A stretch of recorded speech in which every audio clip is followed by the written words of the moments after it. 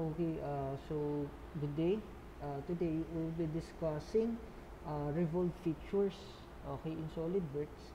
Now we will be creating a hand wheel as a case study in this particular topic. And bakit po hand wheel? So first is that yung gagawin nating model involves mainly um, uh, using revolve features.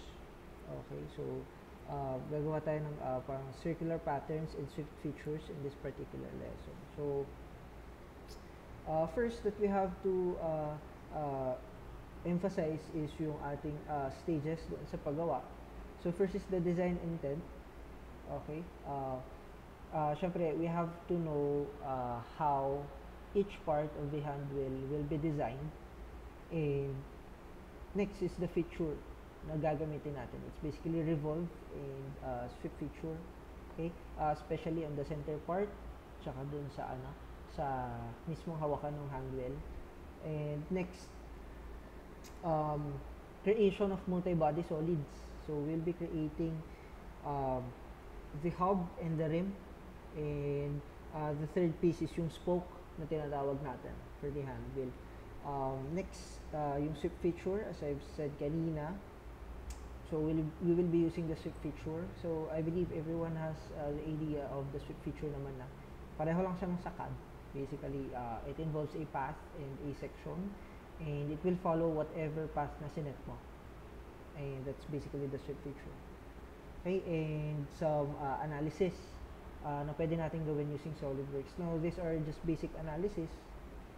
So, first is yung design intent natin. Okay? So, ang gusto natin doon sa sa hand wheel, I hope you are looking at the manual for this one. Okay? But gusto natin that the spokes are evenly spaced. So, tatlo siya. Tatlong spoke. And then, yung center of the rim ng hand wheel is lying at the end of the spoke. And then we have the hub and the rim sharing the same center, and yung spoke natin passes through the center of the hub. So let's begin the case study by sketching. So punta tayo kay SolidWorks muna, then right click, sketch. Now gawa daw tayo ng rectangle. So we have here a rectangle. Yan.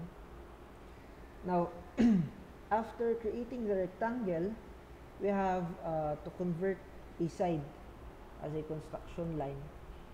Select lang natin, then construction geometry. And then, you notice na nag-broken line siya. That indicates that it's a construction geometry already. Okay? Next is the 3-point arc. Punta tayo dito. 3-point arc.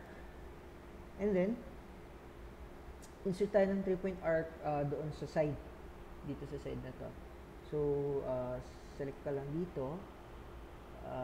Select ka lang dito. And then, select it outside. Yeah, somewhat like this. And then, kapag okay na, we'll define that later. Next is with trim. Okay? So, saan ba natin makikita yung trim entities? So, we have here, trim entities, and power trim. Select lang natin yung gusto natin i-trim. Sorry. This. Yan. Okay. What I did was, I dragged lang yung mouse doon sa part na gusto kong i-trim. But basically, it's the same thing as the trim doon sa CAD nyo. Next, after trimming that,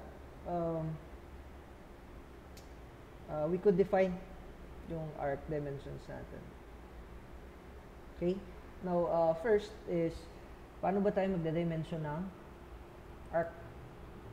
Linear. From this side to this particular arc natin. So, first, select the vertical line dito, and pansin nyo kapag sinelect ko yung arc, ang lumalabas na dimension is from this vertical line to its parang center. Okay? However, I wanted the distance to be somewhere on the circumference ng arc ko. So, I select this vertical line, I press shift, and as you can see, as I hover my mouse dito, it gives me a distance. Okay, dito sa sa arc. So, I just select that, and then meron na akong dimension. Now, I can define this. Ang kailangan daw natin dito is a value of 4 millimeters. So, that's what I did.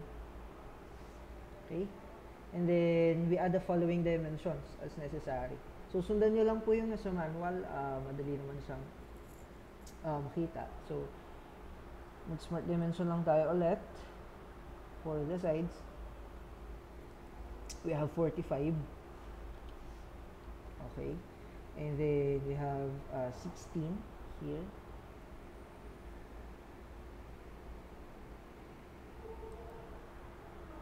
We have 16. Sorry. Ito muna.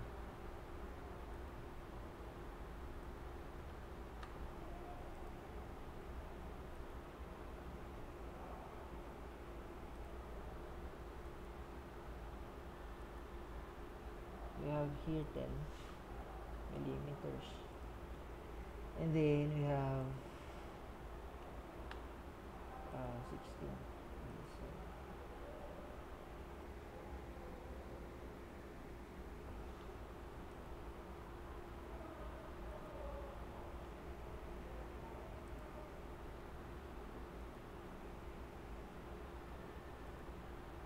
Yeah. We have 16. Okay. So after that, we have 45, 10, 16, and basically yung 4. Baba lang natin siya konti. Then we have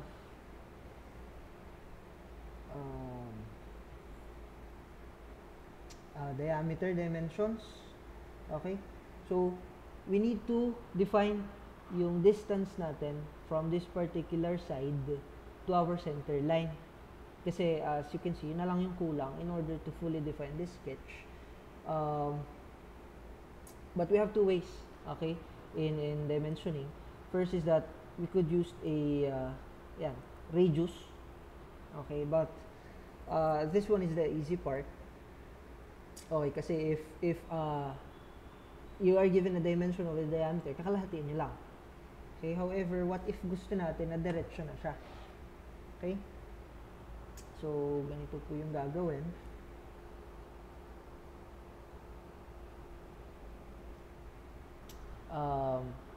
Dimension tayo dito.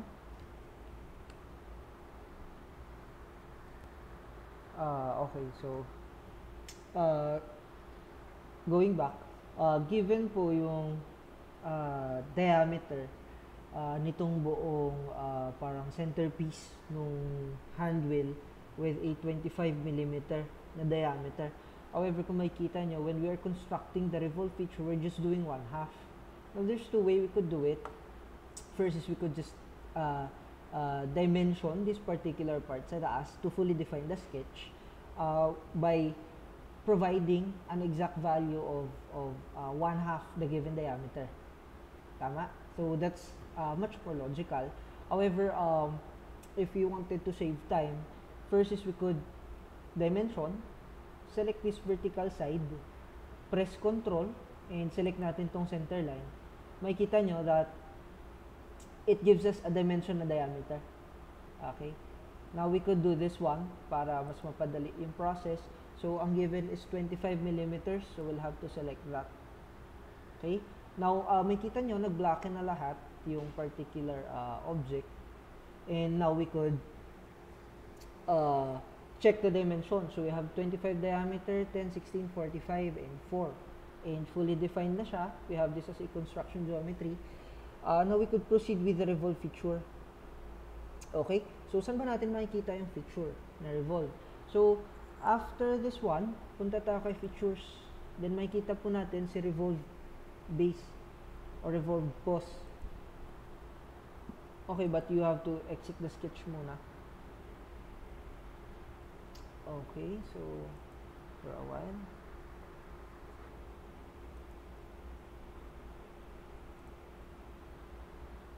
We have exited the sketch. Ayan.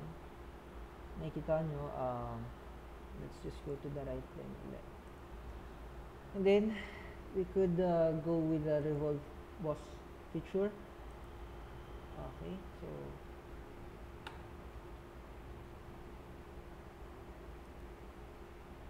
for a while.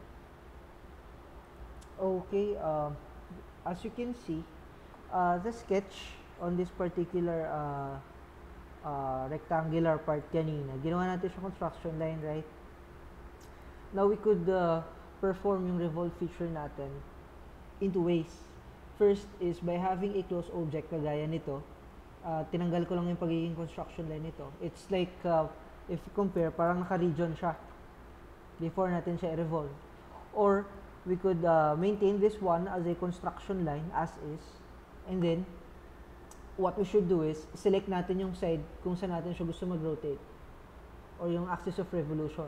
And then, we could select the revolve base feature. So, this would prompt us to select kung ano ba yung gusto natin gawin. Kasi, if we wanted it to be solid, the sketch should be closed. Okay? Now, it's giving us the option to close the sketch automatically without you having to convert yung ating construction line back to yung line na ginawa natin kanina dun sa rectangle. So, we just select yes. And then, makikita nyo, we have the revolve feature here. Now, on the left-hand side, we have an angle of 360. We wanted it to be solid. And then, yung direction is blind. Okay, so this would be it. Then, okay lang. Now, makikita nyo, we have the finished feature na. Okay? If we normal to, yan, makikita nyo, we have the centerpiece of the wheel na. Now, what we should do is, we should rename lang yung ating feature. Yan. Right click. Sorry. Just double click. Yan. Lagay lang natin hub. Yan. So, that would be it for this particular example. Now, for the next part, what we should do is, maglalagay tayo ng fillets or fillet, whatever it is. So, in order to incorporate a fillet dito, pwede tayo mag-fillet diretso dito sa feature, as you can see here, or we could do it doon sa sketch. So, what we should do is select this feature, ayan, right-click lang, tapos may makikita kayo ditong edit feature or edit sketch. So, doon tayo sa sketch niya, mag-edit. Ano nakita nyo, the feature parang reverted back to a parang hollow part or transparent object, and then visible si sketch as we have been constructing kanina. Now, to insert the fillet, ang gagawin lang natin is punta tayo sa sketch, and then hanapin natin ito, sketch fillet. Yan. So, we have two options here, a fillet and a chamfer. So, bilang tayo kay fillet. Then, mag-set daw tayo ng 5 mm. Okay? Na fillet parameter. Okay?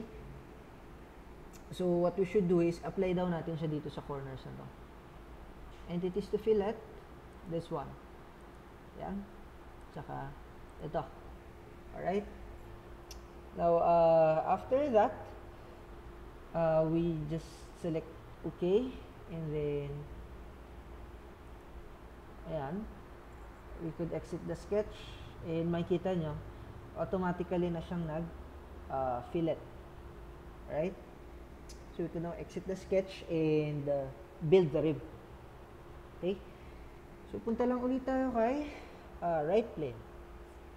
As where we have constructed kanina, right click lang natin si right plane and then sketch. Okay? So dito, we will be using slots naman. Yung mga slots na yan, nandito lang yan. We have different kinds. Okay, we have straight slot, center point straight slot, 3-point arc slot, and center point arc slot. Now the difference is that si straight slot, kung makita nyo, gagawa siya ng slot. Basically, in 2 points. Yeah. So, gagawa siya ng slot in 2 points. Now, as for the distance involved or the dimensions involved, ang i-define yung distance is this one. From the center ng bawat arc sa dulo. So, that is the straight slot. In comparison with the center point slot, you'll be starting out sa center. I-define mo yung isang center point nung dulong curve. Let's just try it this way. Yan. Then you could create the slot as necessary. Okay? Now, pretty self-explanatory naman itong iba, a 3-point arc slot. So, gagawa ka ng tatlong points as an arc. Yan, kunyari, yan. And then, gagawa siya ng slot based on those selected points. Now, the center point arc slot is, pili ka ng dalawang point, ng center and ng dalawang point. And then, gagawa siya ng slot accordingly. Now, ano ba yung itsura nung nakikita nating rib doon sa ating handwheel? So, first, let me just delete this by performing the selection and then delete. Kailangan natin ng straight slot. Okay? All we needed is a straight slot. Now, as for the distance, wag yun na muna siyang intindihin because we will be dimensioning this pa naman. Alright? Then, we press OK. Now, kailangan natin ng 25 by 30 na slot. Okay? Yung 25 by 30 na yun, let's just create it muna. Okay, smart dimension. We need this to be 30 millimeters. Just 30 millimeters. And then, we need it na 25 on this side.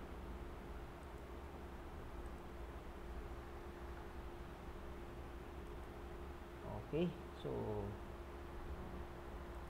after nyan, makikita nyo, hindi pa fully defined yung sketch. Kasi, basically, the sketch is floating pa. So, meron kasi tayong pre-existing na part here. And if this is a floating sketch, kailangan natin siyang i-relate doon sa existing part na meron tayo. Now, we have been given dito sa manual a distance from the center to the center of this particular object. Yan. So, sorry.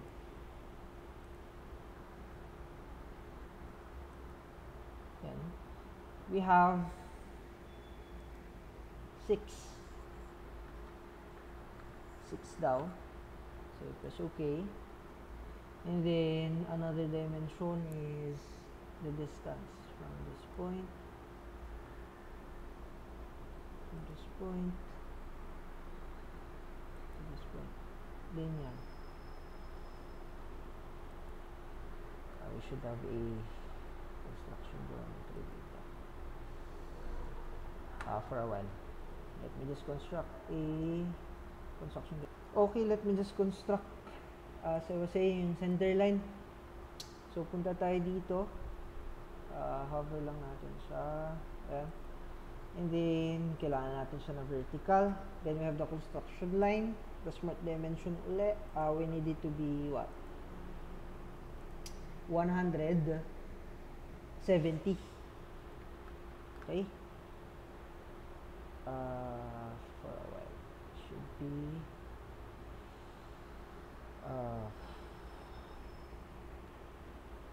let me just delete this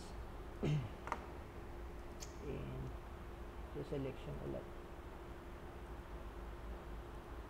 Let's try 170.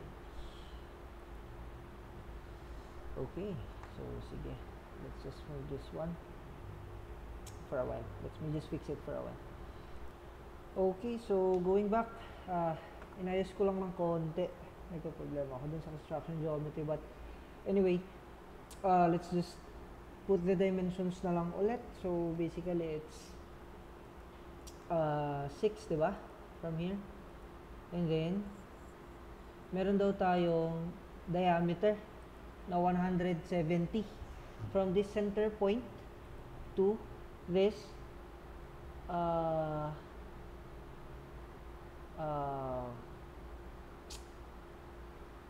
reference construction geometry. So gawin lang natin siya sorry, 170.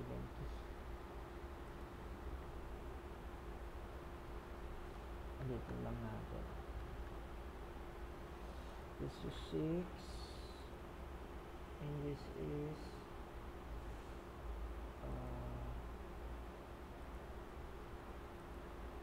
170. Yeah. 170.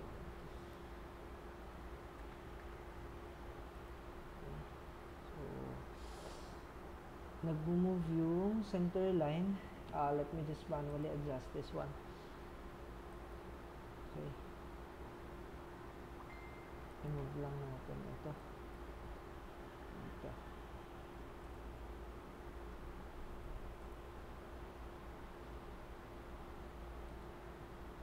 Yan. Para mag-coincide siya. Okay. So, when that's finished, what we could do is we could perform yung ating revolve na function. Okay? So what we could do is dating gawin. We could go straight sa features. Select muna natin tong axis of rotation and then revolve base. Yeah.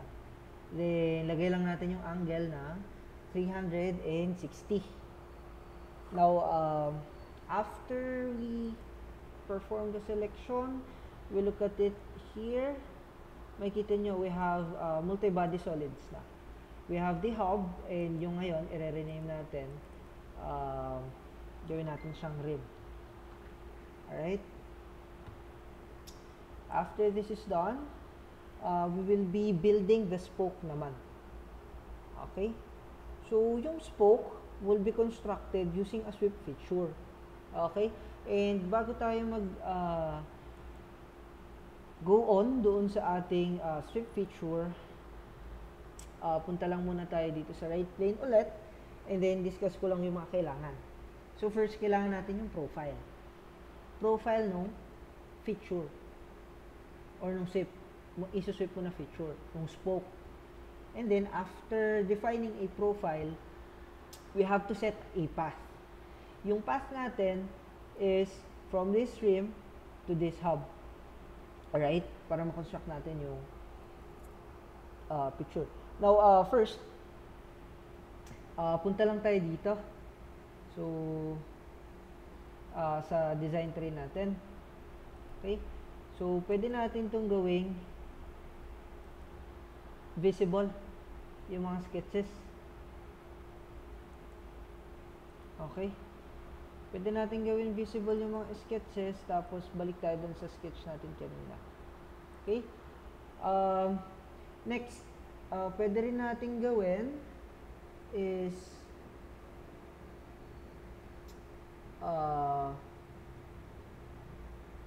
palitan natin yung visual style or yung display style. Gawin natin siyang hidden lines visible para makita natin ang maayos yung sketch from that. Okay? So, once that's done, what we should do is we construct a line from the center point. from this particular portion. So, gagawa lang daw tayo ng line anywhere dyan. Never mind muna yung sukat. I-define pa natin yan. Now, ang next natin gagawin is gagawa tayo ng dalawang tangent arc na pagkoconnecte natin. Alright? So, yung dalawang tangent arc na yun, ututok lang natin dito sa endpoint, magbabaga yan. Gagawa tayo ng arc. Ayan. And then, makikita nyo, magla-line uli siya, tutok nyo lang uli dun sa endpoint to have another tangent arc. And then, a line here. I-define pa naman natin ito. So, isagad na lang natin siya rito sa side. Alright? Then, once that's done, i-define na po natin yung relationships. Okay? So,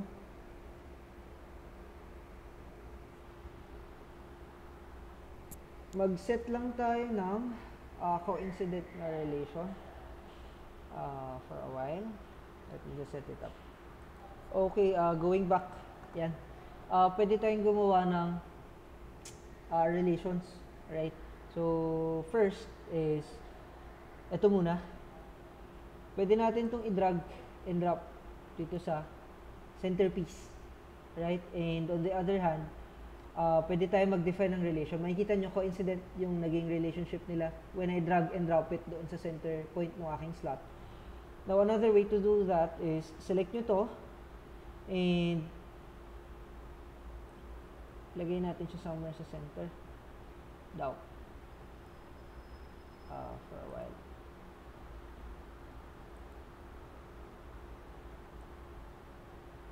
Ayusin lang natin ito ng konti.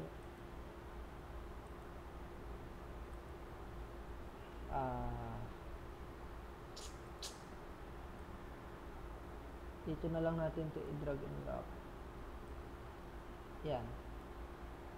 And then, ito, gawin natin coincident. Select nyo lang yung point 1 and point 2 and then coincident. Please take note na yung order nito is changing.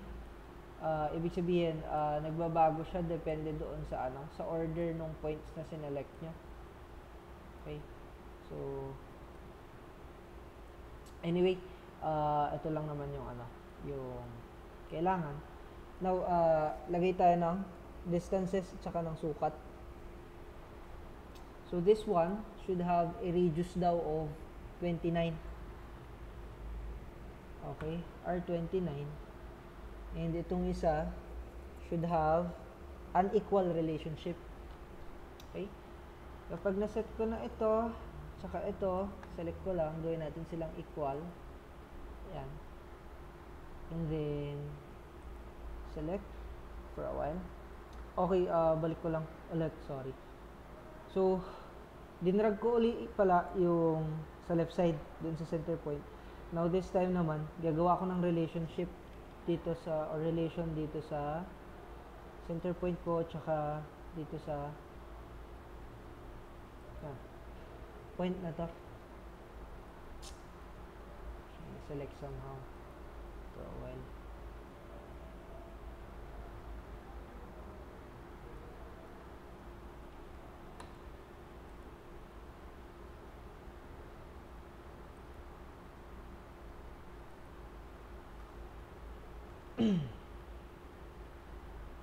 This point and this point, gagawin ko siyang horizontal. Yan. Kasi dun sa center point ng arc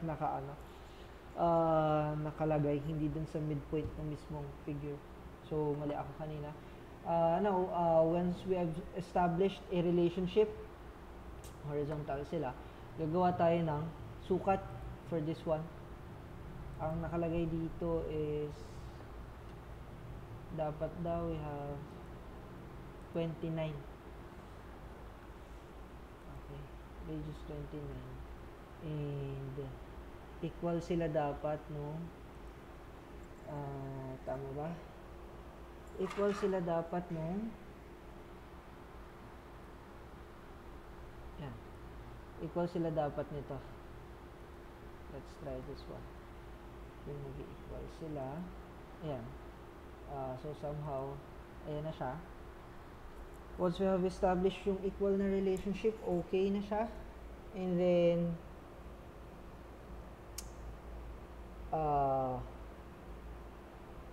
magde-define daw tayo ng 55. Okay? 55 units from the center point ng arc na isa.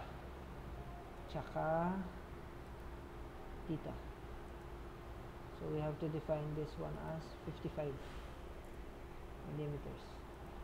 And once it's done, we have the whole figure defined fully.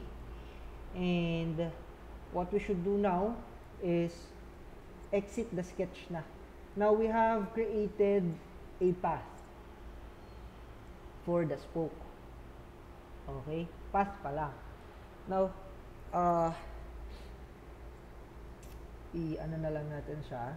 Hindi na natin siya i-rename. Now, paano naman yung ating profile?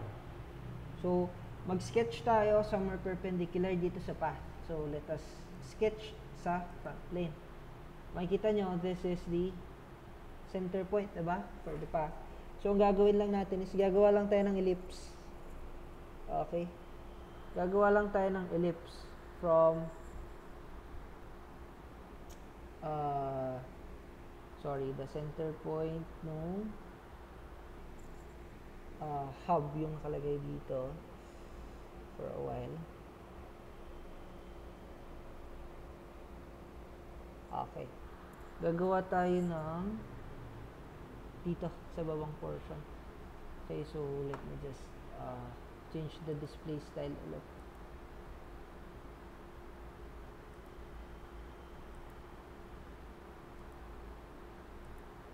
Yan. And then let me sketch sa front plane. Normal 2. Yan. So somewhere here. Diba? Mag-sketch daw tayo dito. Somewhere here. So we need an ellipse. So gawa lang tayo ng ellipse. So first, punta tayo sa ellipse, sa sketch. Ellipse. Yan. So gawa tayo ng ellipse. And then, pili tayo ng point. It's somewhere here, right? Kanina. So, we have to define yung ating major and minor axis. But regardless, magde-define pa rin naman tayo dito ng ano. Ng sukat. Okay, so ano ba yung sukat niya? It's 12 and 14. 12 sa minor, 14 sa major axis. So, we'll set it here as 6 kasi kalahati to give it 12 at saka 7 dito kasi 14. So, that's the profile.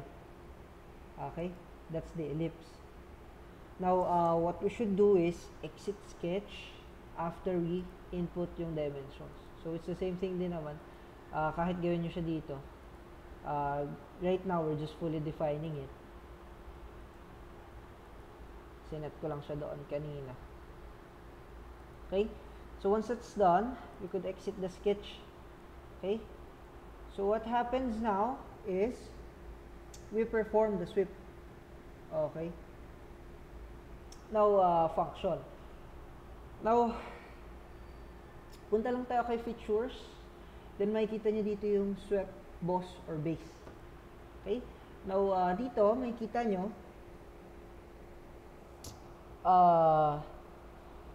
meron tayong profile and path. Then, sketch profile and circular profile. So, may differences po yan. But, as for now, gagawa lang po tayo ng sketch profile. Kasi we have sketch yung profile natin kanina. But if it's circular, matic na bilog na siya, hindi mo siya kailangan sketch. Ang ifa-follow na lang is path. Okay, so select nyo yung sketch profile, tapos ito, isa-select nyo yung profile natin, indicated by W1. So this is our profile. And we have to define the path. Yan. Nakita nyo? how it happened. So, after that, wala naman ng pinaanong features. So, let's just press OK and see the results for ourselves. So, balik natin siya dun sa kanina. Yan. So, kanina, ano lang natin, hide lang natin yung mga sketches. Okay. Hide ko yung sketch ng rim. And since meron akong feature ng boss base, ito yung i-show ko ngayon. Okay. Now, we have here the spoke already. Okay. Now, as discussed before sa inyo, kailangan natin mag-pattern. Okay, kasi ang design intent natin kanina was to create 3 equal portions, right? So, saan ba natin makikita si pattern? So, meron tayo dito linear pattern, under ng drop-down box, meron tayong circular pattern. So, ano ba yung features and faces na gusto natin? Okay? So, we wanted it of equal spacing, and ang number of instances is gusto ko 3. So, just add 1. And then, ano ba yung mga features na gusto ko ilagay? So, pwede nyo siyang i-select dito. Yan. Para hindi kayo mahirapan. Instead of selecting this whole feature. And then, yan lang. Let's press OK. Sorry. Faces pattern for a while, ha?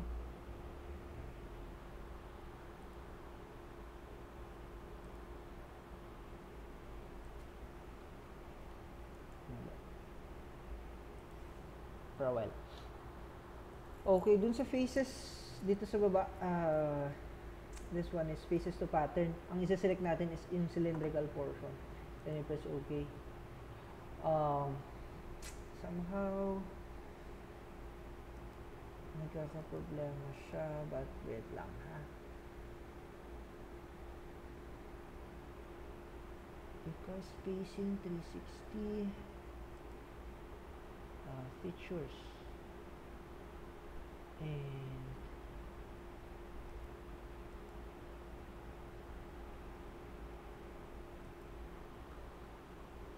bakit ayaw itong cylindrical portion? Select an angular dimension or linear edge axis sketch entity cylindrical face. We have selected a cylindrical face naman kanina.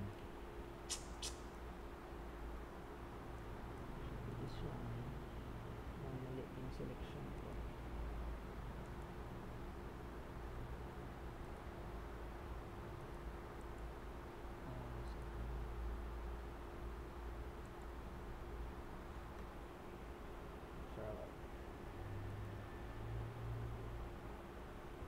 Okay.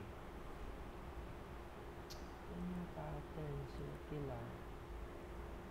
I wanted 3 instances in 360 degrees.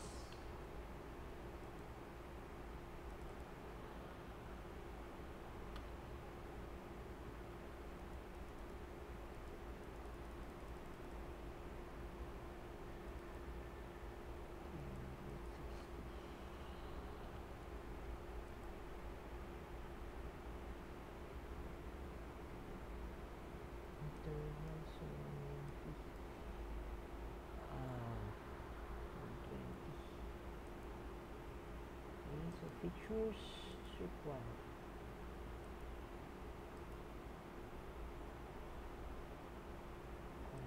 Cylindrical face. For a while. Okay, going back, sorry. Yung features and faces that we would like to sweep, to pattern, ito siya. Yung sweep natin. So, na-select na natin siya. But as for the direction, I was wrong. Pipili tayo ng cylindrical surface. Okay, which is this one. And makita nyo, kapag sinelect natin siya, magbibigay siya ng partial preview. So, pwede naman siyang baguhin. We could select a full preview of this one depende sa specs ng laptop nyo or ng PC nyo that you're using, but basically it can give you a full preview of this one. Next, equal spacing siya in 360 degrees, so we have 3 items, so tatlong spoke. Okay, so once that's done and we're satisfied, just select OK, and ito na po yung ating what do you call this, hand wheel. Okay, we have the rim, the hub, and the spoke already created. Now, as for this one, there are a few finishing touches pa rito. We should add fillets. Okay, we should add 3mm fillets dito. However, for a while, let's try selecting this one.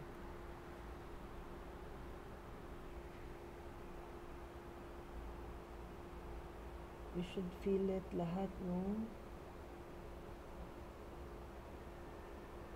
1, 2, 3, 4, 5, 6 edges. Alright. Okay, let's just manually select na lang. If you fillet din naman siya. So, punta tayo dun sa fillet. Ayan. Select items. So, we have this side, this side, this side, tsaka yung nandun sa may hub. For a while, it's this edge, and this edge.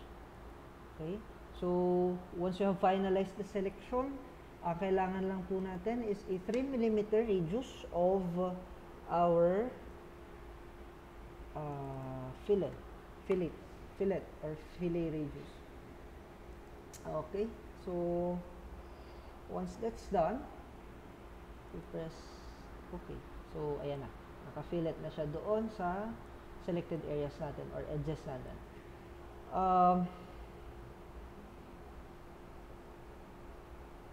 Next is chamfer. Okay, so under the fillet pa rin, pwede tayo mag-chamfer. Okay, pwede directly sa sketch or indirectly. Pwedeng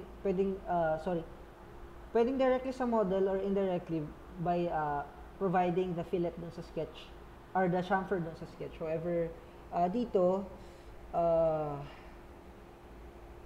we will be performing it dito sa model na. So let me just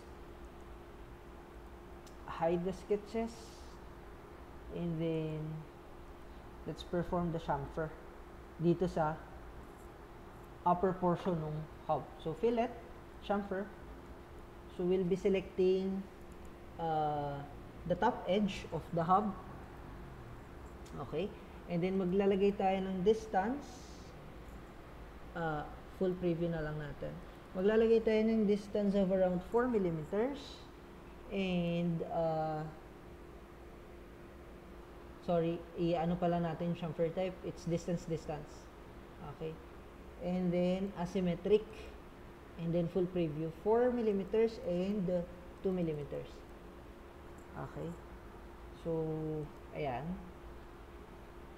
makikita nyo that nag-chamfer siya. So ang nangyari, yung first distance ko, which is yung 4, is yung mas malaki, itong nasa lower portion. Tapos yung 2mm is yung nasa taas. So nag-chamfer down siya from those particular distances. So distance 1 and distance 2. Okay? So para siyang triangle na may this is 4 and 2. Anyway, makikita nyo naman yung itsura niya. Yan. 4, 2. So, ito yung sa chamfer feature. Now, after that, pwede rin pala tayong mag-convert ha. Pwede tayong mag-convert nung chamfer natin. So, let me just explore this one.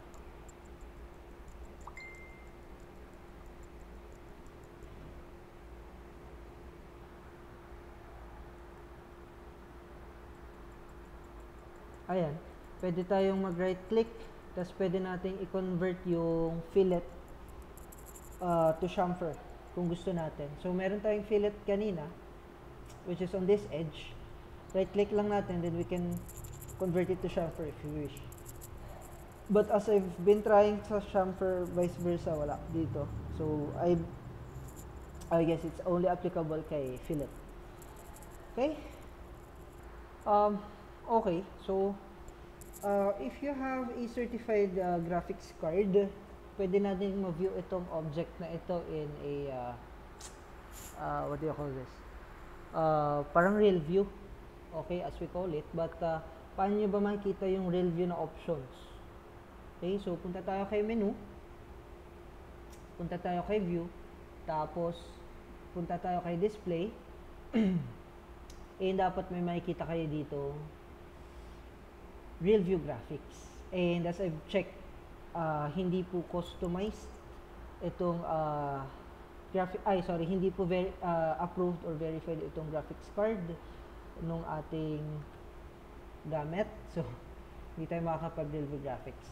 But we could set up appearances as well. Okay. Now the thing about this one kasi sa appearances, so pwede kayo dito, yan, or dito sa display manager. Either way, makikita nyo naman din siya dito sa right side, yung colorful na globe or na bilog. Now sa appearances, ang nakalagay dito sa manual is gusto niya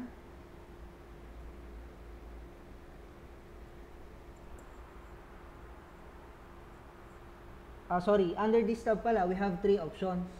We have decals, we have scenes, and we have appearances. Okay? Dun sa appearances and scenes natin, ang gusto niya kasi is powder coated. Okay? Kaso wala tayong makikita wala tayong makita nung powder coated na type na appearance. So, hindi na natin siya gagawin. However, as for the scenes, pwede tayong pumunta doon sa basic scenes and pwede tayong mag-select ng backdrop black with fill lights. So, pwede natin siya ilagay. However, hindi ko na lang siya ilalagay for now kasi useless na rin naman. Next, yung scene is, ano lang naman yan. For the effect lang. Para kung paano nyo siya nakikita. Okay? But, as for the colors, pwede nyong baguhin yung color nyo dun sa appearances, ha? Pindot lang kayo dito. Color. And then, can we add there?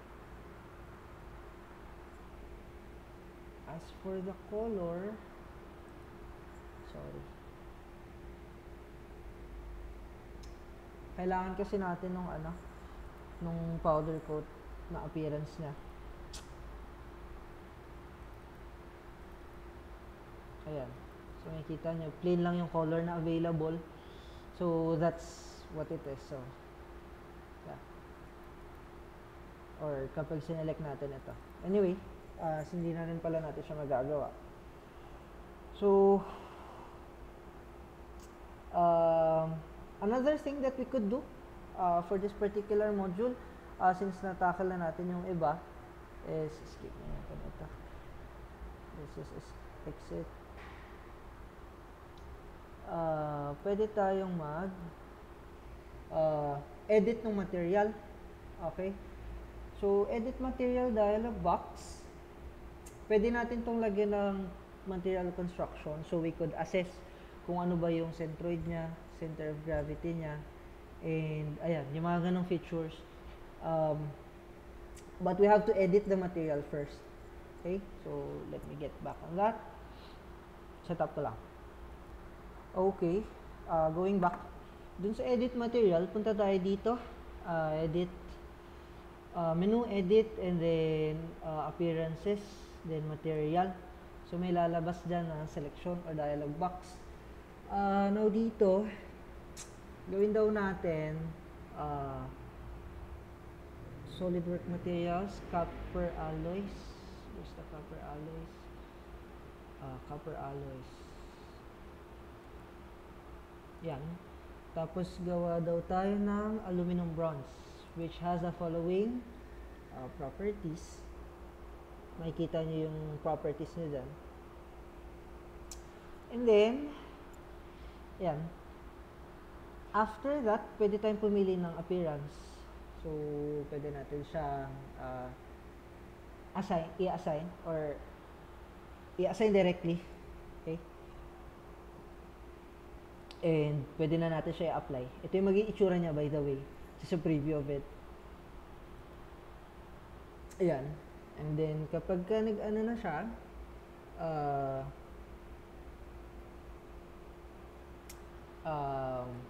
sorry, close na natin. Pag nag-preview na yung copper material, pwede na natin siyang ibalik. And then, pwede na tayong mag-mask properties. Okay? Ang benefit po nung working on a solid model is that we could estimate the weight. That's number one. Kahit iba-iba yung material niya, once we have applied it on different parts and sections of the model, and we could determine yung mass properties such as center of mass ng object, moment of inertia, and yan. Ano pa ba? Yun lang naman yung important sa atin for the engineering part. Okay? Now, punta tayo ngayon sa mass properties. It's here sa evaluate portion. I believe for a while. Yeah, mass properties. And then, what we could do is check kung ano yung mga nandito. Okay? So, kung makikita nyo, we have the mass here. Kapag in-evaluate natin siya, we have the center of mass as well. Yung mga moments of inertia niya, andito rin. Some call this, pag sa aircraft yata, it's inertia tensors, if I recall it right. And, yeah, ayan. Pwede rin tayong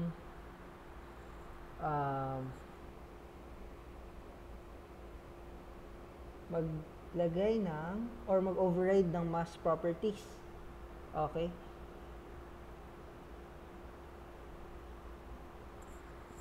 Pwede tayong mag-override dito. So what it does is pwede tayong mag-preset ng parameters just to give an accurate parang physical description of object. However, we'll save that for later. Next, we could also preset yung mga ano natin, units, decimal places, etc. So, pwede natin siyang mailagay dito. Right? Next, portion. For a while, let me just close this one. Okay, for the final part nitong mass properties natin, we could edit document properties or custom properties ng mass properties natin. We can define it manually through the file properties. Okay? So, meron tayong tinatawag na metadata. Yan yung mga file properties and attributes natin doon sa object. And we have different classes of file properties. Meron tayong automatic. These are maintained by the application na gumawa nung property. So, merong example nun, such as date ng files, na created, last modified, and file size. So, those are pretty much automatic na dun sa system. Okay? Automatic na siyang ginagawa ng system. Next is yung preset.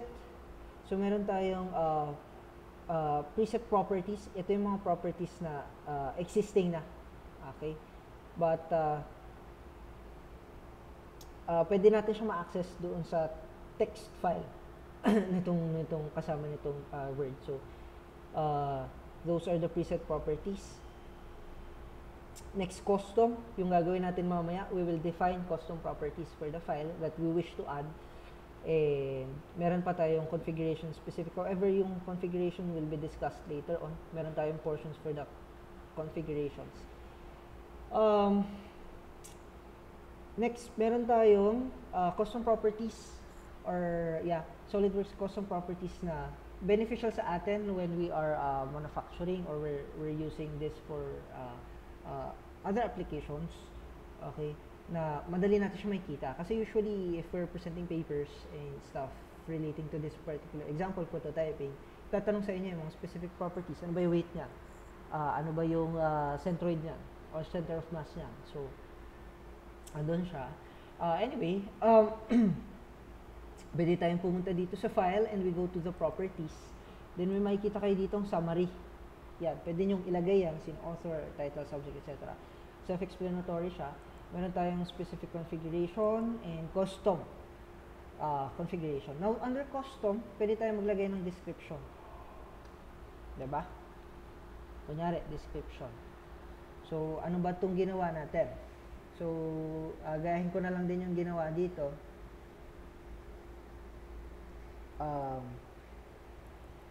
Then, pwede akong maglagay ng value or text expression. So, pwede ko sabihin hand wheel for globe valve.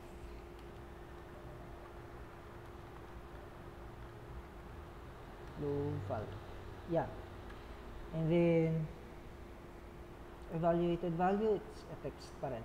Anyway, kunyari gusto nyo ipakita yung mass ng object. Okay? Then, ang ilalagay natin dito is particular mass ng object. Yan. Makikita nyo automatic siya kanina as you have seen doon sa sa object natin nung nag-mass prop tayo. So, pwede nyo siyang ilagay dyan. Meron din tayo mga drop-down options if you wish. Ayan. Na pwede nyo i-include. Okay? Pwede nyo i-include or i-exclude. Bahala po kayo kasi it's customizable naman. Depende sa kailangan nyo. Okay? Or application. Meron din tayong mga revision numbers, part numbers, if it's an assembly or a part. Kasi usually, doon po siya applicable. Okay? Kapag maglalagay tayo ng, let us say, parametric notes or annotations na nakalik dun sa file, pwede rin. Sa assemblies, and sa drawings specifically. Pwede natin gamitin itong file properties to fill in yung data sa title block natin. Kasi meron tayong mga specific title blocks as we will be discussing sa drawing later on. Template, na merong mga title blocks, bill of materials, revision blocks, and annotations. Kapag na-customize nyo na siya dun sa summary information, automatic na po siya na maglalagay doon sa plate if na siya, na-define nyo siya properly. Okay, so that's pretty much it. Last na lang yata dito is yung simulation. So let's do the simulation on the next portion. Cancel ko na to for a while. Okay, so going back, we have here a finished model of the hand wheel na ginagawa natin kanina. Okay, now meron lang siya ditong parang fork, something yung itsura niya. If you refer doon sa manual, anyway, merong externally applied load dito sa parang fork na ito, and then may fixture siya dito sa ilalim. Okay? And the goal of the next topic is yung Simulation Express. Okay? The goal is to give us a first pass analysis of the material. Okay? Pasok ba siya doon sa ina-expect natin na load na ina-apply sa kanya, or what parts would most likely fail ba when we subject them to this first pass analysis. Now, please take note that this is just a first pass stress analysis, ha? Hindi po ito yung mga nakikita nyo before na detailed finite element analysis. Okay, it's just para basic version of this one. The key features of SolidWorks Simulation Express is that it can analyze for first pass stress analysis, and meron tayong mga kailangang i-define. Okay, First is the fixture, the loads, and the materials. Kailangan merong applied material itong object. Alam natin kung saan siya fixed and saan tayo nag-a-apply ng force because that's particularly important. Diba? Next, meshing. So, automatic po yung meshing natin dito and binibreak po niya yung object into smaller and easier to analyze pieces. We call them elements. And however, dito lang kay Simulation Express, the most important thing here is assessing yung factor of safety natin for the material given na it undergoes in the stress or load that it was designed for. Okay, so yun lang naman. Next, yung steps po natin for the analysis is first, options. First, we set up the units and the materials, the loads, and yung mga fixtures natin. So, results, sorry. Next, fixtures, isa-select natin what part of this particular object is fixed. That's what that's how fixtures is defined dito. And then loads, what are the external loads such as forces and pressures na nag-i-induce ng stress to deform this particular part. Material. Now, we will choose a material for the part, okay, from the standard library. But as far as I know, this is, meron na tong material applied to it. Yung copper kanina, aluminum, bronze. So, most likely, we'll just be repeating the same steps. Material, then run. We run the analysis, and we optionally set yung coarseness ng mesh. Okay? And the results, we can have the factor of safety, stress, and deformations. Okay? Now, ginagamit po itong mga results na ito, or tinatawag siya minsan na post-processing kasi for product developers, usually, for them to easily assess the feasibility of the design, they do first pass analysis or stress analysis to it. So, ito po yung silbi niya, basically. Now, where do we find it? So, punta muna tayo kay Evaluate, and then Simulation Express, Analysis Wizard,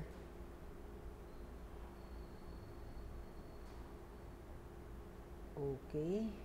So, for a while, ayusin ko lang siya. Okay. So, I just opened another file and then what I did lang is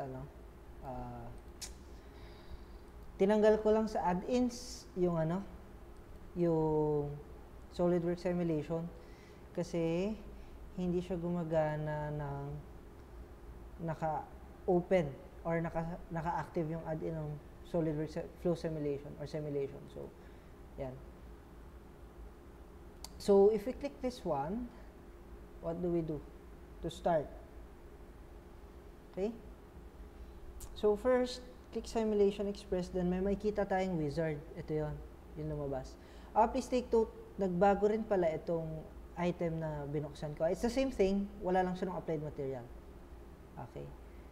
So, Simulation Express allows you or helps you predict how a part will perform under load and helps you detect potential problems in the early design cycle. In Simulation Express, what we do is we apply loads and fixtures to the part, specify its material, analyze the part, and view the results. All of this information is included in the simulation study. And most analysis problems requires a comprehensive analysis product for more accurate and complete real-world simulations before final sign-off on a design. So, pinoint out po dito yung merits niya, okay, and its limitations. Okay, so yun lang naman. Sequence of tasks, okay. Okay, so let's just set it up for a while. Ah, okay, dun sa dialog box, pindutin nyo lang po yung next kanina, and then may lalabas na ganito. So we'll have to define yung fixtures natin. Alright, saka yung loads, saka yung material. And then we run, we evaluate the results, and we optimize. Okay, so paano ba tayo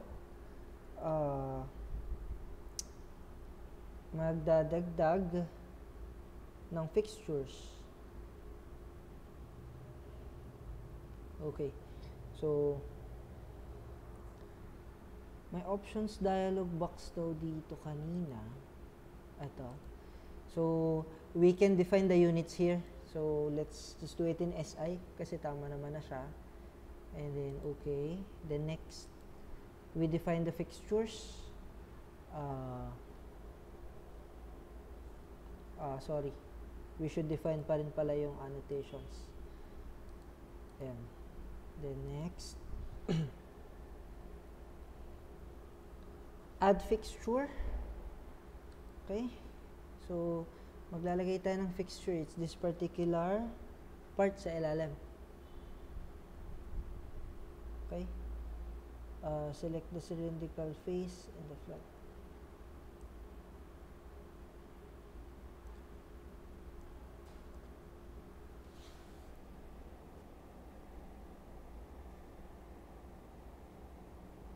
Okay.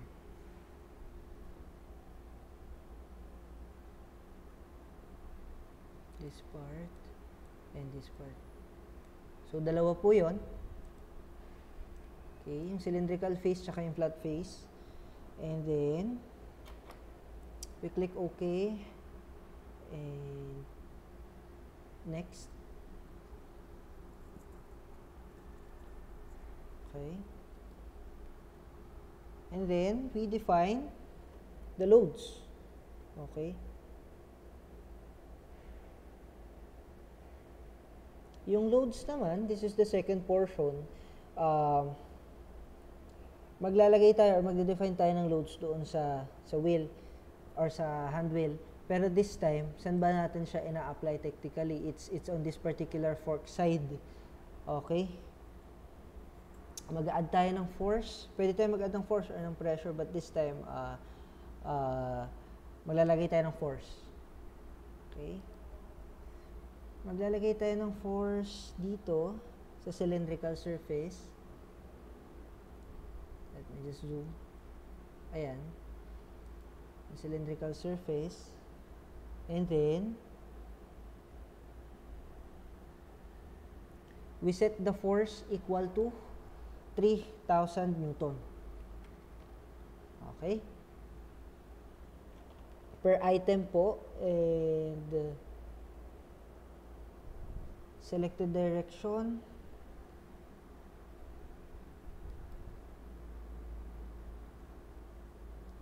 Ilagay po natin dito is yung right plane.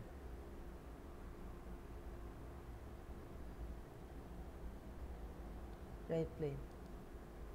Okay? And then, we set it to 3,000 Newton. Sorry, yan. Okay na siya. Tama na siya. Okay? Then, we press OK. And then, we click next. After that, phase 3, we add the material. Okay? We could select this in the libraries. Diba? So, pwede tayo mag-add ng material by choose material. And then, punta ulit tayo dun sa copper alloys. Sa copper alloys, meron po tayong aluminum bronze. And then, given po dito yung data niya.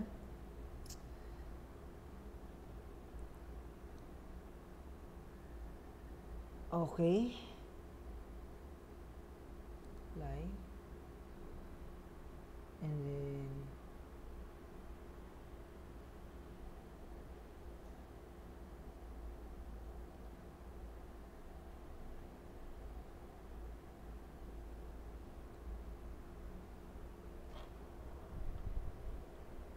okay.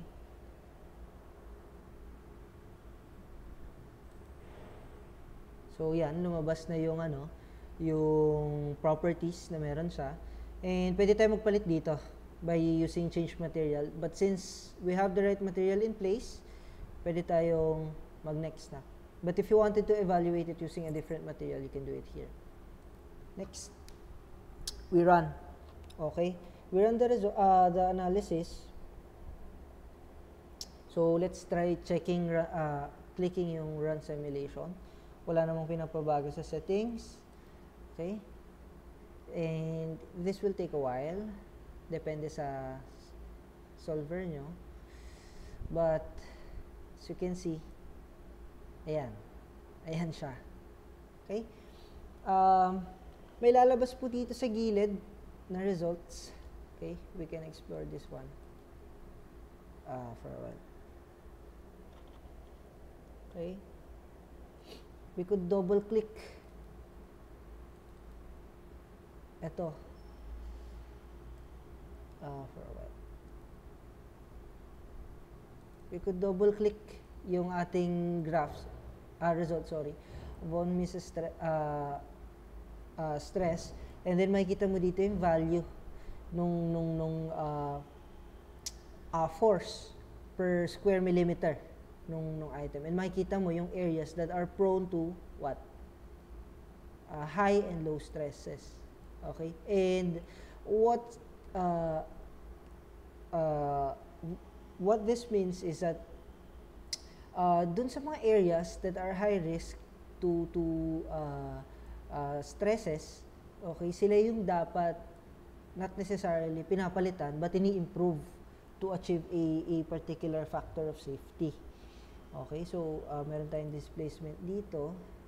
Okay, kita nyo that doon sa application ng force dito sa parang fork niya, dyan mas malaki yung displacement. Deformations naman, yan yung nakita nyo kanina, factor of safety. Yan, makikita nyo, yung mga blue, those are above 1. Pero itong mga red, yan yung below 1 na factor of safety. Makikita nyo dito. May data naman siya na naka-provide.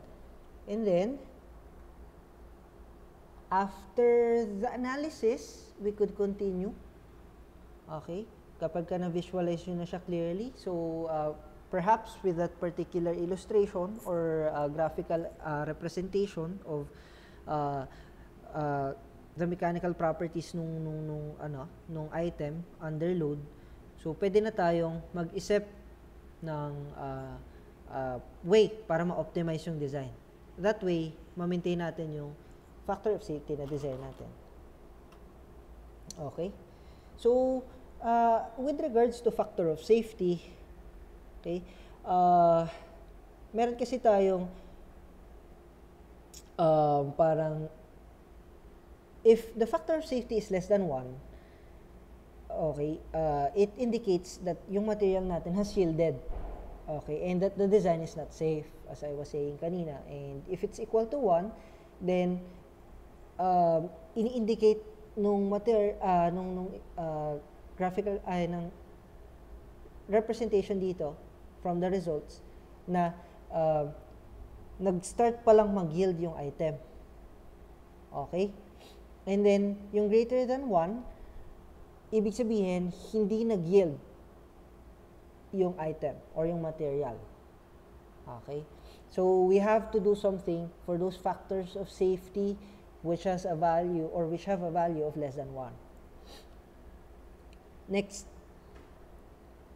So, nakita natin that we have areas that are less than 1, yung factor of safety niya. And in layman's term, overstressed po yung areas na yan. And it will fail. Definitely. And pinapakita po dito yung actual value niya, di ba? So, if we converted it, it's around 0.6. And after that, done viewing the results, what we should do is we optimize.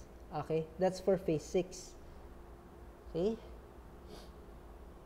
Dito, it just asks you to it just gives you a prompt to give the results or generate a result for your reference later on. But then we click next. Then tatanungin ka nito, would you like to optimize your model? So we could optimize the model. Alright? And then we go next. Yan. May kita mo dito, may lalabas na parameters. Okay? Under the parameters,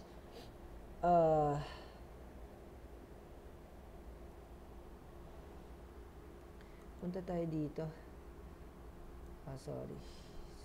Sorry. Yan. Punta tayo dito sa fixture. What plane is this one? Right plane, front plane. Ayan. Yan. I-select daw natin yung 14mm na dimension. Yan yung sa, remember yung ellipse kanina, di ba? Yan, yan. Select lang natin yung 14mm dimension kasi most likely doon siya mag-fail. Tama? And then, palitan natin yung, okay na pala. Okay. We press OK. And then,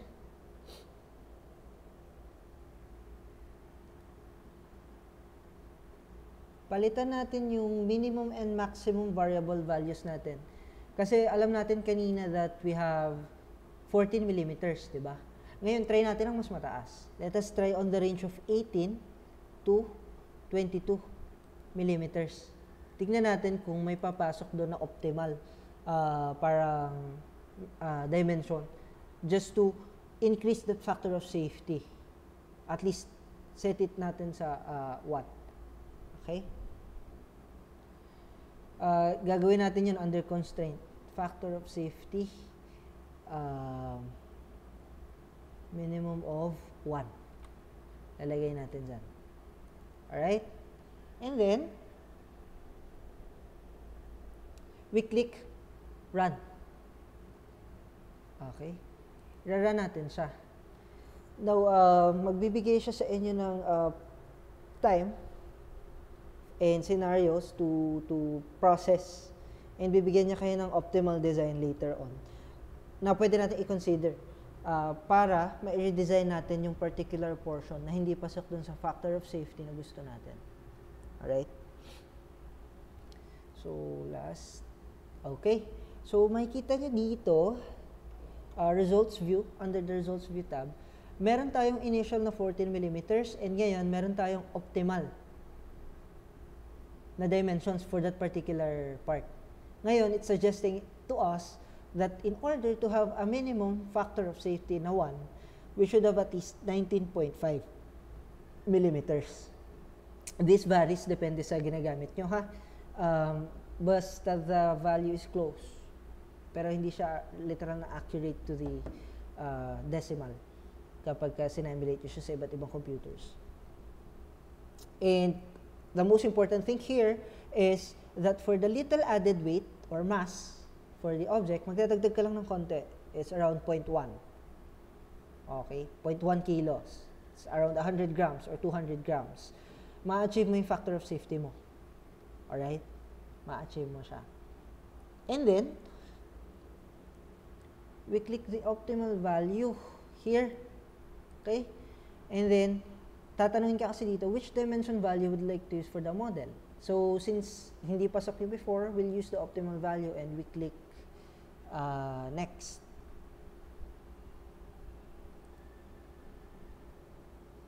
And then,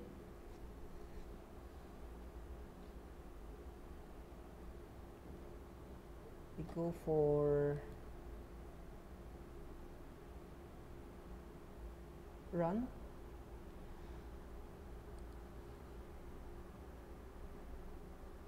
And run simulation. Yan. So, ang initial natin is the 19.5 na.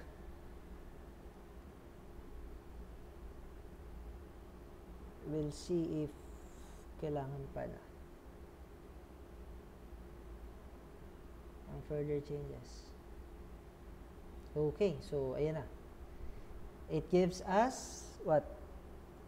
A more specific value, and somehow nagbago yung factor of safety natin. It's give or take, ano lang naman siya. So you could rerun this analysis until masatisfy kayo enough for it. Actually, it depends eh. Some of designers, ang ginagawa nila is they round this off just to achieve yung factor of safety nila. So instead of 19.5, they do it in 20 instead of the optimum value. So whatever you choose na solution, it's up to you. Okay, as the designer. Okay. For a while. Okay, the next thing we do is we close this one. Okay. Yes, we save the data, and then we change the model. So what we do is click the model tab. Okay, nasa na yan? Dito. Hanapin natin yung sketch. It's under sketch 4, right? So what we do here is we edit the dimension. Baguhin natin to. Gawin natin 20. Okay? Then after changing that to 20,